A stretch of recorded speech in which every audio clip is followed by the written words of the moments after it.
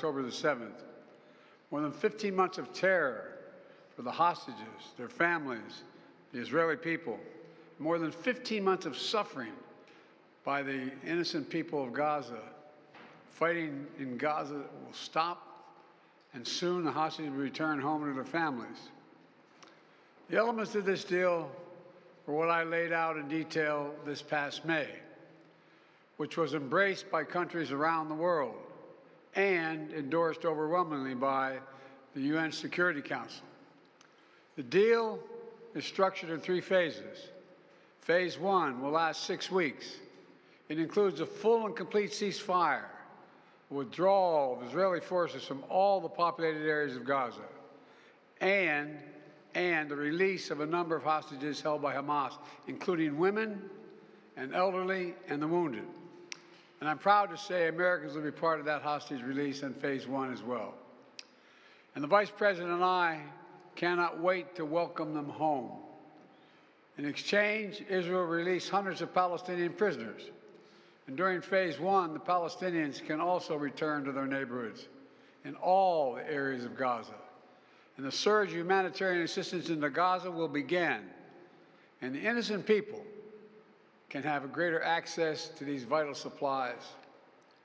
You know, during the next 6 weeks, Israel will negotiate the necessary arrangements to get Phase 2, which is a permanent end of the war. Let me say it again, a permanent end of the war. There are a number of details to negotiate to move from Phase 1 to Phase 2, but the plan says if negotiations take longer than 6 weeks, the ceasefire will continue as long as the negotiations continue. I've spoken to the Emir of Kuwait and the President of Egypt, and we have pledged to make sure the negotiations will keep moving forward for as long as it takes. Then, when Phase 2 begins, there will be an exchange for release of the remaining living hostages, including male soldiers, and all remaining Israeli forces will be withdrawn from Gaza, and the temporary ceasefire will become permanent. And finally, Phase 3, any final remains of hostages who have been killed will be returned to their families, and a major reconstruction plan for Gaza will begin. This is the ceasefire agreement I introduced last spring. Today, Hamas and Israel have agreed to that ceasefire agreement and the whole ending the war. You know, those of you who have followed the negotiations can attest, the road to this deal has not been easy. I've worked in foreign policy for decades. This is one of the toughest negotiations I've ever experienced. And we reached this point because of the pressure that Israel built on Hamas, backed by the United States. Hamas's longtime leader, Sinwar, was killed. Hamas's strongest supporter, Iran, launched attacks on Israel. And those attacks failed after my administration organized a coalition of nations to stop them. And after I ordered the U.S. ships and planes to come to Israel's defense, we also shaped Israel's strong and calibrated response, destroying Iran's air defenses, but avoiding an escalatory cycle of an all-out war. The United States also organized a coalition of 20 countries to stand up to attacks by the Houthis, including their missile attacks in Israel.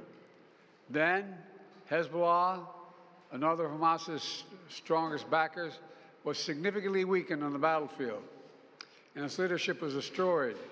With our support, Israel negotiated a ceasefire with them, and after that, Lebanon finally elected a new president who's not beholden to Hezbollah, and he can begin a new chapter for the Lebanese people. All told, these developments in the region, which the United States helped to shape, changed the equation. And so now, the terror network that once protected and sustained Hamas is far weaker. Iran is weaker. Iran is weaker than it's been in decades. Hezbollah is badly degraded. And after more than 15 months of war, Hamas's senior leaders are dead. Thousands of Hamas fighters are dead. And the military formations have been destroyed.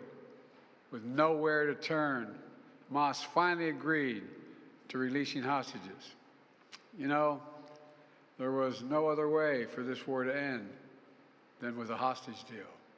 And I'm deeply satisfied this day has finally come, for the sake of the people of Israel and the families waiting in agony, and for the sake of the innocent people in Gaza who suffered unimaginable devastation because of the war. The Palestinian people have gone through hell. Too many innocent people have died. Too many communities have been destroyed. And this deal, the people of Gaza can finally recover and rebuild. They can look to a future without Hamas in power. You know, the Bible says, blessed are the peacemakers. Many peacemakers helped make this deal happen, including an extraordinary team of American diplomats who have worked nonstop for months to get this done. Secretary Blinken led the effort. Secretary Jake Sullivan, National Security Advisor Jake Sullivan, Bill Burns, John Feiner, Brett McGurk, Amos Hochstein, and the Vice President worked relentlessly as we work to deliver this deal. I'd also note this deal was developed and negotiated under my administration, but its terms will be implemented, for the most part, by the next administration. In these past few days, we've been speaking as one team. This has been a time of real turmoil in the Middle East. But as I prepare to leave office, our friends are strong, our enemies are weak, and there's genuine opportunities for a new future. In Lebanon, there's an opportunity for a future, free from the grip of Hezbollah. In Syria, a future free from the tyranny of Assad. And for the Palestinian people, a credible pathway to a state of their own. And for the region, a future of normalization, integration of Israel and all its Arab neighbors, including Saudi Arabia. At the G20 in Delhi in September 23, I rallied key countries behind a vision of an economic corridor from India across the Middle East to Europe. That vision can now become a reality. There are risks as well, including ISIS and Iran, even in a badly weakened state. But we're handing off then to the next team a real opportunity for a better future for the Middle East. I hope they will take it. Let me close with this. My friend for years in the United States Senate, former Senator George Mitchell, who did so much to forge peace in Northern Ireland, once said about diplomacy, he said, it is a 700 days of failure and 1 day of success. 700 days of failure and 1 day of success. Well, we've had many difficult days since Hamas began its terrible war. We've encountered roadblocks and setbacks. We've not given up. And now, after more than 400 days of struggle, a day of success has arrived. God bless all the hostages and their families. May God protect the troops of all those who work for peace. Mr. President, how do you see the future of Gaza now? As you were saying, the implementation of this deal will be in the hands of the next administration, and basically they will shape the future of Gaza. So how do you see this future? And also, how much credit do you give to the Trump team for this deal? Trump is already taking credit for it. Well, you know, this is the exact framework of the deal I proposed back in May. Exact. And we got the world to endorse it. Secondly, it's America's support for Israel that helped them badly weaken Hamas and its backers and create the conditions for this deal. And thirdly, I knew this deal would have to be implemented by the next team. So I told my team to coordinate closely with the incoming team to make sure we're all speaking with the same voice, because that's what American presidents do. Thank you. How many Americans will be released when the hostages are being released? All the exact detail of how many people are being held, how many bodies will be returned and less, will all be forthcoming. All of it, all of it. Thank you. This deal will hold. I'm confident. Thank you. Who takes credit for this, Mr. President, you or Trump?